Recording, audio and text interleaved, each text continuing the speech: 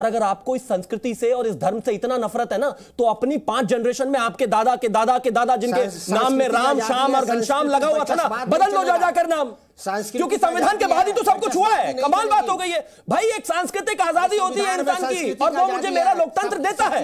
कमाल बात है, आज अपने धर्म को ही मिटाने पर आमादा है सब। नहीं, आपको श्री राम नहीं समझ में आते, आपका पॉलिटिकल एजेंडा उसका फिट नहीं होता, ठीक है, लेकिन अगर मुझे आस्था है तो मेरी आस्था रहने दीजिए। राष्ट्रवाद नहीं है। एक मिनट विवेक भाई, एक सीधा सवाल, क्या तमाम इंडिया अलायंस को हिंदुओं के वोट नहीं चाहिए? क्योंकि बीजेपी यही कह के प्रचार करेगी भाई ये हिंदू विरोधी लोग हैं, ये राम विरोधी लोग हैं, क्या हिंदुओं के वोट इंडिया अलायंस को नहीं चाहिए? विवेक श्रीवास्तव जी, मैं ये बीजेपी के आर्गुमेंट में पूछ रहा हूं आपसे, नहीं चाहिए आपको हिंदुओं के वोट? नहीं, देखिए, डेवलपमेंट पे और प्रोग्रेस के इश्यूज पे हम वोट मांगेंगे, सीधी सी बात है। अरे आपको हिंदुओं के वोट नहीं चाहिए, बीजेपी ये कहेगी आप हिंदू विरोधी है, इसीलिए सवाल उठा रहा हूं। नहीं, बिल्कुल, इनके कहने से क्या हो जाता है? उनसे डेवलपमेंट की बात कर रही है। इनके कहने से कोई हिंदू विरोधी नहीं है, कोई मुस्लिम विरोधी नहीं है, आप समझ लीजिए। वी आर ऑल इंडियंस, और इंडिया की बात होनी चाहिए। ये भारत की बात करते ही नहीं है, इंडिया की बात करते ही नहीं है, एक सांस्कृतिक फ्रीडम की बात दूध में बांटा नहीं जाना चाहिए। पब में लड़कियों को घसीट करके मारती है, इनका सांस्कृतिक फ्रीडम है। वैलेंटाइन डे का बाइकआउट करो, ये इनका सांस्कृतिक फ्रीडम है। इनका क्रिएटिव फ्रीडम है कहां? ये तो है ही डिस्ट्रक्टिव लोग। इनका तो काम है डिविजिवनेस फैलाना सोसाइटी के अंदर, और शंकराचार्य पे उत्तर फिर नहीं दे पाए शिवम त्यागी, और दे भी नहीं पाएंगे डिबेट के अंत तक, क्योंकि तमाम धर्म गुरुओं ने जो रीजनेबल हैं, जो समझते हैं धर्म को, जो स्पिरिचुअल है, उन्होंने सी थ्रू करा है कि भारतीय जनता पार्टी का एक पॉलिटिकल गेम है। विवेक श्रीवास्तव जी आज धर्म पे बात कर रहे हैं, दिल बहुत खुश हुआ मुझे देखकर। आज मुझे धर्म के बारे में लंबे लेक्चर दे रहे हैं। शिवम एक मिनट रुक जाइए, मेरे विवेक भाई का लव एंड हेट रिलेशन है। विवेक भाई बहुत अच्छा लगा कि आप धर्म गुरुओं की भी सुनते हैं, उनकी मानते भी हैं, और बीजेपी की खिलाफत करने के लिए धर्म गुरुओं को कोट भी कर रहे हैं। वाह विवेक भाई, क्या सुखद परिवर्तन है। 10 सेकंड बोलूंगा दीपक भाई, 10 सेकंड चाहिए, मैं 10 सेकंड बोलूंगा, सिर्फ 10 सेकंड। देखिए, सीताराम येचुरी जी का अभी एक बार ट्वीट देख रहा था, वीडियो था वो, उस पर उन्होंने बड़ा क्लियरली कहा है, बोला इट इज आवर ड्यूटी कि राइट टू फेथ जो वेरियस लोगों का है वो भी हमें इंश्योर करना है। It is the constitutional right of Shivam Tyagi and Deepak Chaurasia कि आप हिंदू धर्म का पालन करें, राम की पूजा करें, और इसमें भी कोई खलल विवेक श्रीवास्तव का नहीं है, ड्यूटी है। विवेक श्रीवास्तव का नहीं है हिंदू धर्म, विवेक श्रीवास्तव हिंदू और सनातनी नहीं है। I am a non believer, मैं कम्युनिस्ट हूं, मैं नहीं मानता, लेकिन आपके लिए जरूर खड़ा हूंगा और शिवम के लिए भी खड़ा हूंगा। अगर माफ करना विवेक भाई, मैं चाहता हूं आप 150 साल जिए, पॉलिटिसाइजेशन, मैं चाहूंगा आप 150 साल जिए, पर मैं भी जब जाऊंगा ना तो मेरे शव यात्रा में भी राम नाम सत्य बोला जाएगा। नहीं हो सकता ऐसा सर, आप आज इंडिया अलायंस की सरकार बनवा दीजिए, राम नाम सत्य भी बैन करा देंगे, गारंटी है। ये राम भी बैन करा देंगे। जो 1000 साल की लड़ाई के बाद मर्यादा पुरुषोत्तम भगवान श्री राम के प्राण प्रतिष्ठा 2014 में देश आजाद नहीं हुआ है, कैसे लगने देगा? 2014 में देश आजाद नहीं हुआ है, सेवकों पर गोलियां चलवा दी थी, सभी ने यहाँ पे सत्ता में रहे हैं, वीपी सिंह भी रहे, चंद्रशेखर भी रहे, बैन क्यों नहीं करा सकता? तीसरा मोर्चा भी रहा है, व्यक्ति अपने और हिंदुत्व और हिंदुइज्म कभी खतरे में नहीं आया जाएगा, तो आने वाले समय में आप क्या कहते हैं? बिल्कुल बैन। आपका सर्टिफिकेट जोड़ना चाहिए कि आपका कॉपीराइट है संस्कृति के ऊपर, संस्कृति समय के साथ बदलती है। सांस्कृतिक राष्ट्रवाद है, अगर इस देश में श्री राम के सम्मान करने वाले सरकार में है, तो हो सकता है कि राम या राम नाम सत्य का नारा लगाया जाए, लेकिन अगर ऐसा नहीं है तो ये तो बैन करा देंगे। इन्होंने पहले भी कराया भाई, ये कोई नई बात थोड़ी ना है। 2014 से पहले चले जाइए, लोगों ने सरकारें बनाई है, कांग्रेस की सरकार रही है, पुरुषोत्तम भगवान श्री राम मोर्चे की सरकार रही है, बंगाल में कम्युनिस्टों की सरकार रही है। प्रोफेसर साहब बताइए, ये कह रहे हैं कि आप तो राम नाम सत्य को ही बैन करा देंगे। भाई मेरी अंतिम यात्रा में राम नाम सत्य होगा ना? देखिए, मैं अपनी बात कर रहा हूं, मैं सब चाहता हूं आप सब 150 साल जिए। देखिए दीपक जी, राम का दूसरा नाम सत्य है, सत्य ही भगवान है। धर्म न दूसर सत्य समाना, आगम निगम पुराना बखाना, मतलब सत्य के समान दूसरा धर्म नहीं है। तो जो है राम नाम सत्य बोला जाता है, राम नाम जो सत्य बोला जाता है वो इसलिए बोला जाता है कि राम का दूसरा नाम ही सत्य है। महात्मा गांधी यही कहते हैं, सत्य ही भगवान है। लेकिन भारतीय जनता पार्टी भगवान के नाम पर जो है पक्ष और विपक्ष बनाना चाहती है। मैं तो यही गुजारिश कर रहा हूँ, और मैं यही कह रहा हूँ कि राम से बड़ा सत्य तो नहीं है, के मंदिर में हर किसी के घर में मंदिर है। सुन लीजिए दीपक जी, हर राम से बड़ा कोई सत्य नहीं है, और हनुमान से बड़ा कोई भक्त नहीं है जी।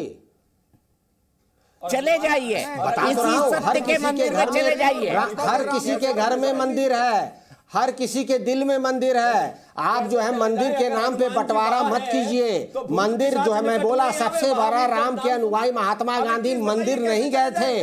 राम के अनुयायी जो महात्मा गांधी है मंदिर नहीं गए थे। और आप जानिए साबरमती के नदी के किनारे बैठ कर ही वो राम राम कहा करते थे, घर में राम राम कहा करते थे, कुटिया में राम राम कहा करते थे।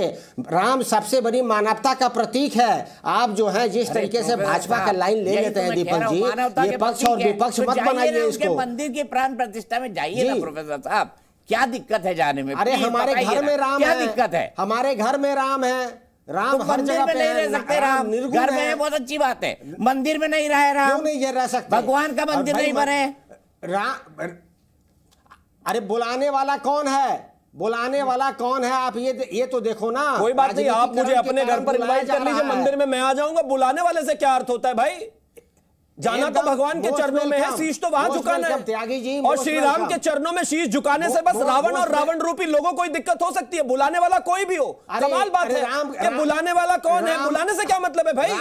जिसको नहीं बुलावा है उसको भी जाना चाहिए। आपके न्यूज रूम में है, सत्य पे रहिए, सत्य पे रहिए, राम पे रहिए, सत्य के साथ। जो भगवान श्री राम के साथ है वही सत्य पर है। कितनी अच्छी बात बोल रहा है, कितनी अच्छी बात बोल रहा है। तो भगवान राम जो सत्य का प्रतीक है, जो अंतिम सत्य है, उनके मंदिर में प्राण प्रतिष्ठा में जाने में आपकी पार्टी आरजेडी को दिक्कत क्यों है, ये बता दीजिए सिर्फ। दिक्कत हमें इसलिए है कि जिस ढंग से इन्होंने प्राण प्रतिष्ठा पॉलिटिसाइज किया है, ये राजनीतिकरण किया है पूरे मंदिर का, पूरे राम का, और पिछले 30 साल से यही करते आए हैं। और इसीलिए जो सीता राम कहने वाला राम का सबसे बड़ा अनुयायी, उसको हे राम तक पहुंचाने वाले यही लोग हैं। अच्छा, आज यही लोग जय मतलब एक मिनट सुबोध जी, एक लाइन पूछना चाहूंगा। आपको पुजारी पसंद नहीं है तो भगवान का बहिष्कार कर देंगे? पुजारी पसंद नहीं है तो भगवान का बहिष्कार हो जाएगा? बताइए प्रोफेसर साहब, जवाब दीजिए इसको। आपको ये पुजारी पसंद नहीं है, जो सुप्रीम कोर्ट का बनाया ट्रस्ट वो पसंद नहीं है, तो क्या भगवान राम का बहिष्कार कर देंगे आप?